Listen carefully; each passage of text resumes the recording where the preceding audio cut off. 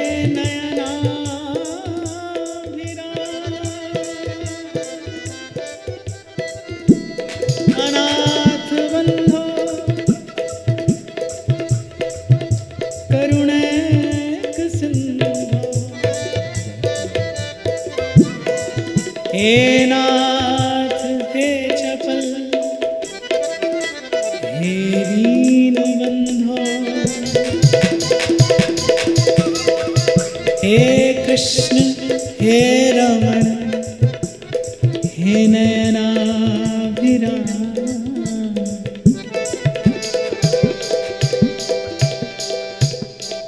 शरणागतम शरणागतम।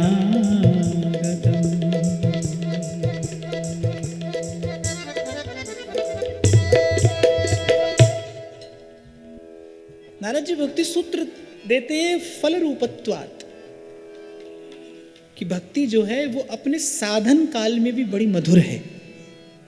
प्राय करके साधन कठोर होता है, क्लिष्ट होता है, पर भक्ति अपने साधन काल में भी मधुर है। इसलिए भक्ति का कोई फल नहीं है, भक्ति स्वयं परम फल है, फल रूपत्वात्। इसके स्पर्श से ही जीवन में माधुर्य का संचार होता है और प्रत्यक्ष को प्रमाण की आवश्यकता नहीं होती। अभी तो आप और मैं आधे अधूरे मन से पुकारते हैं, देखा देखी आधे अधूरे मन से बस पुकारते हैं। और तब ऐसी मनस्थिति होती है कि कुछ क्षणों के लिए हो जाती है संसार की विस्मृति, जो असंभव है, जो अन्य किसी भी युक्ति से साधन से असंभव है, पर होता है, हो जाता है क्षणों के लिए संसार का विस्मरण।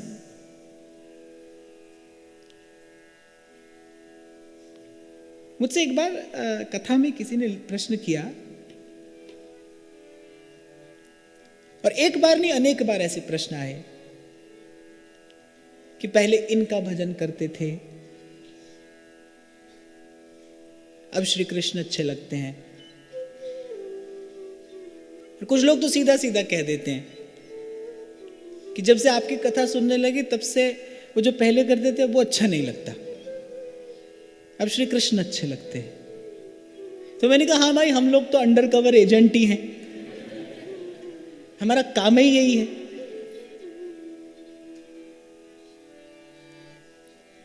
तो मैंने कहा बहुत बार ऐसे प्रश्न मेरे पास आते हैं, तो मैंने कहा एक बात तो कहनी पड़ेगी भाई, शायद अब तक की इस यात्रा में मेरे पास कम नहीं तो हजारों प्रश्न ऐसे आए होंगे, हजारों, कि पहले इसका भजन करते थे, उसका भजन करते थे, पहले ये करते थे, पहले वो करते थे, अब कृष्ण अच्छे लगते हैं, अब कृष्ण अच्छे लगते हैं। लेकिन इस समग्र श्रृंखला में मेरे पास कभी एक भी प्रश्न ऐसा नहीं आया इसमें किसी ने कहा पहले कृष्ण अच्छे लगते थे, अब कोई और अच्छा लगता है। एक भी प्रश्न ऐसा नहीं आया।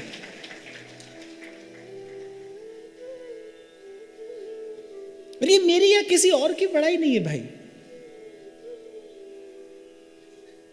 कहो नानक सब तेरी वड्याई, कोई नाम न जाने मेरा। ये कृष्ण के स्वरूप का माधुर्य है। इसीलिए विगत 2 दिनों से मैं बार बार आपको निवेदन कर रहा हूं कि एक बात मान लीजिए, सूत्र है, ये सिद्धांत है, सर्वकाल में सत्य है कि आपकी अंतर आत्मा को प्रेम के अतिरिक्त और कुछ नहीं चाहिए। तन की भूख किसी से मिटती है, मन की भूख किसी से मिटती है, बुद्धि भी कुछ पाकर चमत्कृत हो जाती है कुछ देर के लिए, पर आत्मा की भूख केवल प्रेम से मिटती है। आत्मा का आहार केवल प्रेम है। और मैं कहता हूं एक बात को, इस सिद्धांत को हृदयंगम करके फिर आरंभ करिए, खोजिए, मिलता हो संसार में प्रेम तो यहां से ले लीजिए, यहां से मिल जाए तो यहां से ले लीजिए। पर बुद्धिमानी इसी में है कि इन संतों की बात को जरा कान लगाकर, ध्यान लगाकर सुनिए कि हमारी हरि तुम ही सो सुधरेगी, बहुत जन्म हम जन्म बिगाड़ो, अब हूं बिगड़ पड़ेगी। इन संतों की बात कान लगाकर, ध्यान लगाकर सुनिए। और ये सार्वभौमिक सिद्धांत है, यूनिवर्सल प्रिंसिपल, इक्वली एप्लीकेबल, ये पूरे विश्व में, पूरे अस्तित्व में ये सार्वभौमिक सिद्धांत है कि तन की भूख किसी से मिटती है, मन की किसी से मिटती है, बुद्धि को कुछ और चाहिए, लेकिन आपकी अंतरात्मा केवल प्रेम खोज रही है, केवल प्रेम। उसका अभाव केवल प्रेम के उस बिंदु को पाकर ही दूर हो सकता है, और वो प्रेम का बिंदु श्री कृष्ण के नाम, रूप, लीला और धाम के अतिरिक्त कहीं प्राप्त नहीं हो सकता, कहीं नहीं। सब साधनों की अपनी अपनी पहुंच है, अपनी अपनी सिद्धि है, कुछ भी करो तो होता है भाई। क्रिया की प्रतिक्रिया ये प्रकृति का सिद्धांत है, अविचल सिद्धांत है। ऐसा थोड़ी कि आप जो करेंगे वो व्यर्थ है, वो भी आपको कुछ ना कुछ देगा, कहीं ना कहीं आपको ले जाएगा। तो आप इसे मेरा पक्षपात ना समझे, मैं केवल एक निष्पक्ष चिंतन आपके सम्मुख निवेदन कर रहा हूं, जो कार्य है व्यासपीठ का। सत्य स्वरूप प्रभु की प्रतिष्ठा ही व्यासपीठ का कार्य है। इसे व्यासपीठ कहा जाता है महर्षि वेदव्यास का स्मरण करके। और महर्षि वेदव्यास जब कली काल के जीव का मंगल करने के लिए, लोक मंगल के लिए जब श्रीमद् भागवत की रचना करते हैं तो उद्घोष करते हैं सत्यम परम धीमहि, सत्यम परम धीमहि। व्यासपीठ का उद्देश्य है सत्य की प्रतिष्ठा हो, और ये सत्य है, सार्वकालिक सत्य है, सार्वभौमिक सत्य है कि आत्मा को प्रेम चाहिए। और मैंने कहा आपको संसार में मिले, ले लीजिए, बड़ी अच्छी बात है। पर संत सयाने कहते आए हैं कि राधा वल्लभ लाल बिन कहूं न पायो सुख, डारन डारन में फिरो और पातन पातन दुख। जहां हाथ डाला वहां पीड़ा हाथ लगी। और जो यहां लगा है, जो इस मार्ग पर चला है, जिसने इनकी ओर देखा है, उसके शब्द तो कान में पड़ते हैं। और संसार का सुख पाने वाला रहा हो ऐसा भी नहीं, संसार के सुख पाने वाले की कोई घटना कहानी याद हो किसी को ऐसा भी नहीं है। संसार की चक्की में पिस कर मर जाने वाले, सब कुछ अपने हाथों से गवा देने वाले बड़े सारे प्रमाण मिलते हैं, लेकिन संसार में सदा रहने वाली कोई वस्तु किसी को मिले ऐसा एक भी प्रमाण नहीं मिलता। कहीं भी कुछ भी ढूंढे नहीं मिलता। हाँ, लेकिन जो प्रभु की ओर देखता है, प्रभु की ओर देखने वाला कुछ पाता है, इसके एक नहीं अनेक प्रमाण मिलते हैं। प्रभु की ओर देखकर किसी ने वो सुख पाया, इसका प्रमाण तो है। सुख पाया, सुख पाया, रहम तेरी सुख पाया।